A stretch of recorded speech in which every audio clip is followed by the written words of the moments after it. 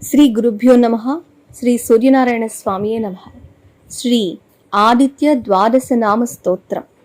ఆదిత్యః ప్రథమం నామం, ద్వితీయం తు దివాకరః, తృతీయం భాస్కరః ప్రోక్తం, చతుర్థం తు ప్రభాకరః, పంచమం తు సహస్రాంశుః, షష్ఠం చైవ త్రిలోచనః, సప్తమం హరిదస్వశ్చ, అష్టమం తు విభావసుః, నవమం దినకృత్ ప్రోక్తం, దశమం ద్వాదశాత్మకః, ఏకాదశం త్రయీమూర్తిర్ద్వాదశం సూర్య ఏవ చ.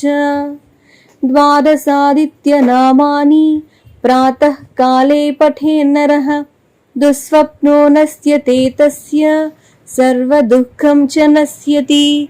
దద్రుకుష్ఠహరం చైవ, దారిద్ర్యం హరతే ధ్రువం, సర్వతీర్థకరం చైవ, సర్వకామఫలప్రదం.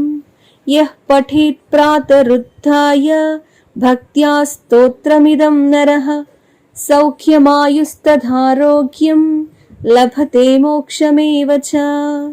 ఇతి శ్రీ ఆదిత్య ద్వాదశ నామ స్తోత్రం.